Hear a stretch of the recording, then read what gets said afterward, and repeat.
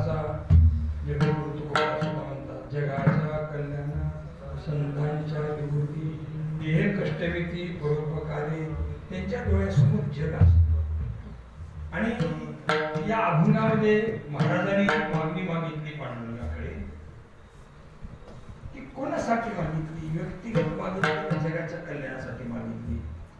आणि या अभंगात महाराजांनी नेमकं काय मागितलंय याचा विचार करताना आपल्याला एका गोष्टीचा विचार करावा लागेल की कोणताही देश असला तरी त्या देशाला संविधान असतं.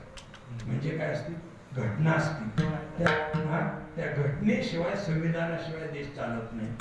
आणि आपलं जे भारत देश आहे, भारत देशाचे जे संविधान आहे त्यात डॉक्टर बाबासाहेब आंबेडकर हे मसुदा समितीचे अध्यक्ष, डॉक्टर राजेंद्र प्रसाद हे घटना समितीचे अध्यक्ष. म्हणून डॉक्टर बाबासाहेब आंबेडकरांनी कायदा तयार केला. तर याच्यामध्ये 4 भाग केले. एक युनियन लिस्ट, दुसरी स्टेट लिस्ट, तिसरी कॉन्ट्रॅक्ट लिस्ट आणि चौथी रिशिडेली पॉवर. युनियन लिस्ट म्हणजे काही अधिकार केंद्राला दिले, स्टेट लिस्ट म्हणजे काही अधिकार राज्याला दिले आणि कॉन्ट्रॅक्ट लिस्ट म्हणजे काही अधिकार सामूहिक अधिकार दिले दोघांना. आणि एवढं करून राहिलं रिशिडेली पॉवर म्हणजे शेष अधिकार केंद्राला देऊन टाकले. पण ही घटना लिहित असताना, कोणत्याही देशाची घटना लिहित असताना ते विचार करतात की नेमकं काय केलं पाहिजे देश अखंड राहण्यासाठी आणि देशाचा सर्वांगीण विकास होण्यासाठी, सर्व घटकाचा विकास होण्यासाठी काय केलं पाहिजे. तर पहिली गोष्ट काय केलं पाहिजे, शिक्षण असलं पाहिजे. जोपर्यंत अज्ञान जात नाही आणि तोपर्यंत माणसं मोठी होत नाही, त्याला जग कळत नाही, जीवन कळत नाही. म्हणून पहिलं शिक्षण महत्वाचं. दुसरी गोष्ट काय महत्वाची, उद्योग महत्वाचा.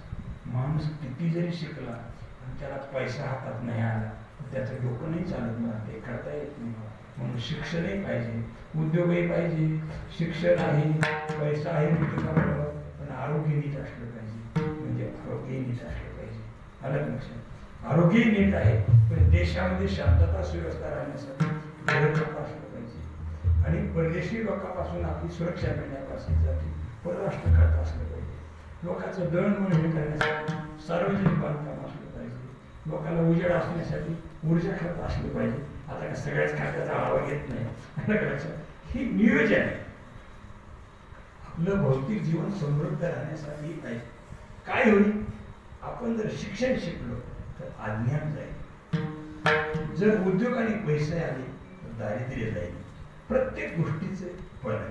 तसे या अभंगामध्ये श्री संत नामदेव महाराज 3 गोष्टी आवश्यक आहेत सांगतात. आपल्या वेळेमुळे बरं का, 3 गोष्टी आवश्यक. पहिली गोष्ट आहे माणसाला आयुष्य लाभलं पाहिजे. दुसरी गोष्ट आहे माणसाला काय झालं पाहिजे, सुख मिळालं पाहिजे. तिसरी गोष्ट आहे माणसाचं कल्याण झालं पाहिजे. हे अभंग डोळ्यासमोर त्या अभंगाची जी सगळे उत्तर आहेत ना, त्याच्यात माझ्या सकाळ आणि माझ्या विष्णुदासा. पण पूर्वार्धाचा आपण जर अभ्यास केला तर आपल्या लक्षात येईल की शिक्षण जर झालं तर अज्ञान जाईल, पैसा आला तर काय जाईल, दारिद्र्य जाईल. मग काही गोष्टी घालवायच्या आणि काही गोष्टी मिळवायच्या. शिक्षणानं ज्ञान मिळवायचं आहे, उद्योगानं पैसा मिळवायचा आहे. मग शिक्षण ज्ञान मिळवल्याशिवाय अज्ञान जाणार नाही आणि उद्योगाने पैसा मिळवल्याशिवाय आपलं दारिद्र्य जाणार नाही. म्हणजे काही गोष्टी घालवायच्या आणि काही गोष्टी मिळवायच्या. या अभंगामध्ये महाराज विचार करतात काय घालवायचे, काय घालवायचे, काय मिळवायचे. पहिली गोष्ट अशी आहे की आयुष्य टिकलं पाहिजे एक, आणि दुसरी गोष्ट सुखी झाली पाहिजे आणि तिसरी गोष्ट कल्याण झाली पाहिजे. या 3 गोष्टी जीवनात पाहिजेत आणि 2 गोष्टी घालवायच्या. एक कल्पना गेली पाहिजे आणि दुसरा अहंकार गेला पाहिजे. आणि हे करण्यासाठी जे त्याला पात्रता पाहिजे, ज्याच्या मुखात पांडुरंगाचं नाव आहे ना, त्यांना एवढ्या गोष्टी असल्या पाहिजे.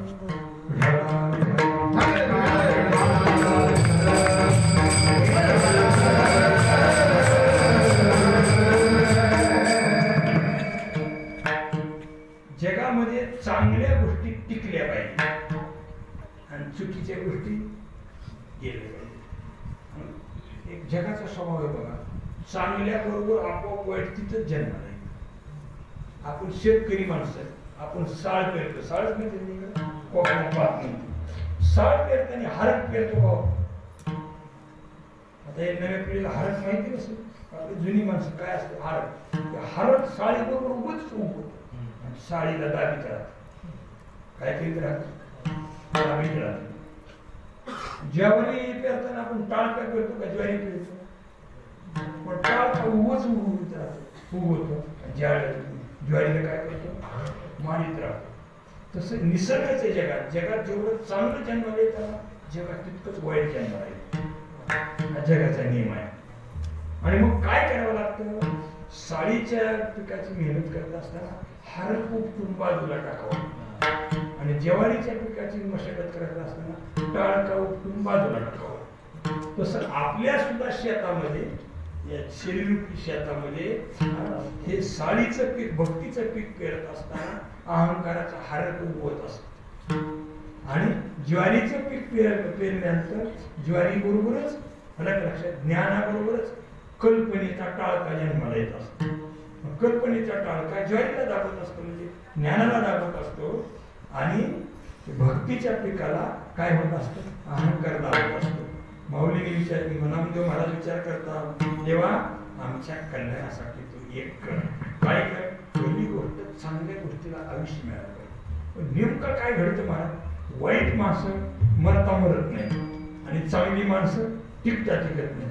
एखादा चांगला माणूस शिकत त्याला फार मोठी अडचण आली, एक हुशार विद्यार्थी आहे, नेमकं डॉक्टरने सांगितलं त्याला कॅन्सरची पहिली लक्षणं दिसली. सगळ्या शाळेतली मुलगी एकत्र आली, म्हणजे हा मुलगा जर गेला ना आपल्या शाळेची शानच गेली. महाराष्ट्रात 10वीला पहिला आला. ज्या शाळेत लोकमान्य टिळक शिकले असतील त्या शाळेचं काय महत्व? ज्या शाळेत मोठमोठे शास्त्रज्ञ शिकले असतील त्या शाळेचं महत्व आहे ना. मग काय गुरुजी म्हणले, आपण गावकरी सगळे एकत्र बसलो, डॉक्टरने सांगितलं त्याला 5 लाख रुपये लागतात. सगळ्यांनी पैसे जमवले आणि त्याला टिकवलं आणि तो भविष्यात शास्त्रज्ञ झाला. चंद्रयान 3 मध्ये काम करा. इथूनच आपण चंद्रयान 3 अशी माणसं काय झाली पाहिजे? वाचली पाहिजे, टिकली पाहिजे, त्याला आयुष्य लाभलं पाहिजे. काही माणसं अशी असतात सगळं गाव विचार करते कसा मरण नाही, कसा मरण आहे. कुणाचं लग्न नीट टिकू देना, कोणाचा नोकरीच्या गडी नीट टिकू देना, भावाभावातलं घर टिकू देना, सासू सुनाचं जमू देना, कशातच काही नाही. काही झालं की ती कुठं तरी विक्षेप करणार. गावामध्ये कसा मरायला गेला पण ती नाही करडीला कडे वाट्याला पिढ नाही, मरतच नाही. योगायोगाने इतकी माणसं चाप्टर असतात महाराज. योगायोगाने त्या माणसाला ठरवलं की आता आपल्याला 15 दिवस मरण येते. त्याला लक्षात आलं, त्याने गावच्या लोकांना बोलून घेतलं, सांगितलं बाबा तुम्ही सगळेजण एकत्र आहे, मी तुम्हाला खूप त्रास दिलाय, नरकात किती काल तुम्हाला पडावं लागले सांगता येत नाही. थोडं माझं पाप कमी होण्यासाठी मी गेल्यावर प्रत्येक जण 5-5 खेटर मला मारा. तर त्याने तोंडाने सांगितलं. त्याच्यामुळे गावाच्या मनात राग होता. मी एक जण हे ना पोलीचे लग्न जमले, त्याने म्हणाले हे बघ पोरातून माझ्या हेनच झालं. मी म्हणाले हे बघ माझ्या भावात हेनच वाढलं. ज्याला जमत की तितकं हाणायला लागले, पाय लावून मोडीत चालले होते त्यांनी. तेवढ्यात मुख्यमंत्र्याचा दौरा संपला.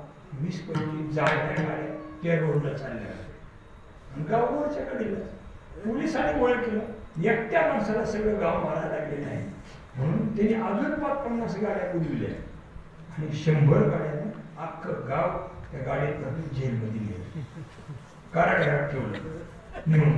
त्या दिवशी होती पाडव्याची आपल्या फाल्गुन महिन्याची आमुषा आणि दुसऱ्या दिवशी मुलीचा पाडवा. गावाने चर्चा काय बाबा माणूस आहे, आयुष्यभर एकट्याला सोडलं आणि मी अख्ख्या गावाचा भांडाराच करून गेला आपल्याला. मग अशी जर समाजातली कंटक मंडळी असतील तर महाराज म्हणतात त्यांच्यामुळे समाज सुखी होणार. जे लोक कल्याण करतात समाजाचं त्यांना आयुष्य लागलं पाहिजे. एखादी गुरुजी अशी असतात की शाळेवर नुसतं नवीन पगार उचलित आणि त्यामुळे पोर गावातली कुणी शिकणार नाही. त्या गुरुजीची बदली होईल म्हणून मोर्चा काढतात. आणि एक गुरुजी असे असतात, त्या गुरुजी त्या गावातली 25 IAS ऑफिसर झाले. आणि मग म्हणजे हे बरेच दिवस झाले ह्या गुरुजीला बदला म्हणून ऑर्डर आली. सगळ्या गावाचा मोर्चा निघाला, या गुरुजीला बदलायचं नाही, आम्ही गुरुजीला जाऊ देणार. दोन फरक का? चांगले गुरुजी गावात राहिले पाहिजे, त्याच्यामुळे विद्यार्थी चांगले होते. आणि चुकीचे गुरुजी गावात नसले पाहिजे, त्याच्यामुळे काय होईल, शाळेचं नुकसान व्हायला लागलं असं आहे. तसं महाराज म्हणतात की नामदेव महाराज देवाला प्रार्थना करतात, देवा जे संत आहे, जे हरिदास आहे, त्यांना पहिल्यांदा आयुष्य दे. हा बोला.